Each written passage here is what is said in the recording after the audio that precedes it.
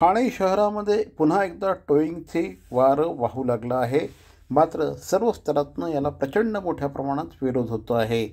शिवसेना उद्धव बाळासाहेब ठाकरे पक्षाकडून देखील वाहतूक शाखेला या संदर्भात निवेदन देण्यात आलं असून 6 महिन्यांपासून ठाणे शहरात बंद करण्यात आलेली टोईंग व्हॅन पुन्हा सुरू केल्याने ठाणेकरांमध्ये संतापाचं वातावरण आहे.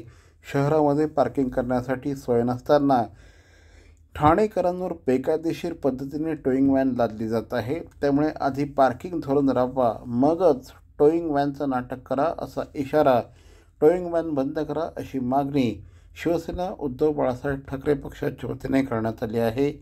ही टोईंग व्हॅन पद्धत कायदेशीर असल्याचं उपायुक्त पंकज शिरसाट यांनी सांगितलं.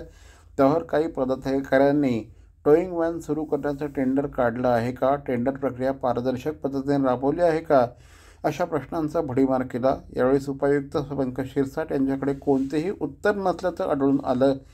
दरम्यान आम्ही मुदतवाढ दिलेली आहे असं कारण पुढे करून चालढकल केल्याचं निष्पन्न झालं. यावेळेस शहरप्रमुख प्रदीप शिंदे, उपशहरप्रमुख सचिन चव्हाण यांच्यासह मोठ्या संख्येने कार्यकर्ते उपस्थित होते. शाळेचा वेळ असतो तर त्यावेळेला सर्व पालक काही आपल्या मुलांना शाळेमध्ये घेऊन येतात, गाडी बिचारे लावतात आणि त्याला रस्ता क्रॉस करून किंवा सोडण्याचा प्रयत्न करतात.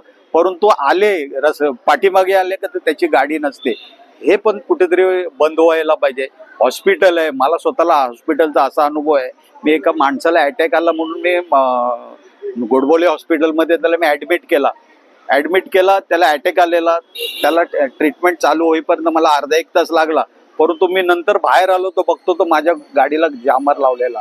तिथे त्या पोलिसाला मी सांगितलं की असं असं आहे, तर त्यांनी मला सगळी उडवाडूडची उत्तरं दिली.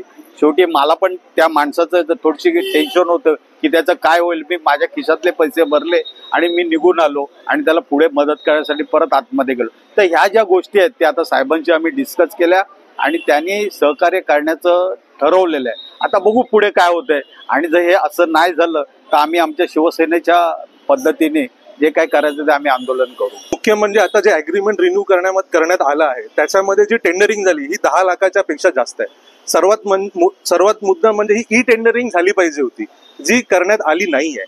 तर आम्ही तो एक मुद्दा त्यांच्याजवळ मांडला आहे. आणि सर्वात महत्वाचं म्हणजे पालिकेचं स्वतःचं पार्किंग धोरण नाही आहे. आम्ही त्यांना विनंती तीच केली की ज्याप्रमाणे तुम्ही डिवायडरसाठी जे रस्त्यामध्ये नौपडाला टाकले, जेव्हा त्या पद्धतीने तुम्ही एकमेकांचं पार्किंग धोरण अवलंबलं, तर त्याच पद्धतीने ठाणे महानगरपालिका आणि वाहतूक शाखा या दोघांनीही स्वतःचं एक पार्किंग धोरण स्पष्ट करावं. कारण आज ठाणे शहरामध्ये एवढ्या गाड्या आहेत, त्यांच्यासाठी किती पार्किंग व्यवस्था आहे? काहीच नाहीये.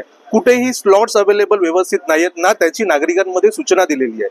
तर आमचं शिरसाट साहेबांना तेच म्हणणं आहे की तुम्ही आधी पार्किंग धोरण लोकांपर्यंत पोहोचवा, त्याच्यानंतर तुम्ही ही अग्रीमेंट रिन्यू करा. आणि ही अग्रीमेंट रिन्यू करताना जे तुम्ही लोकांचं कट करताय ते तुम्हाला कंत्राटदार कशाला पाहिजे?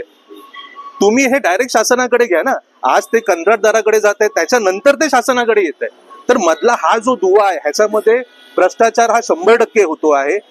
हा भ्रष्टाचार रोखावा यासाठी आम्ही त्यांना निवेदन दिलेलं आहे.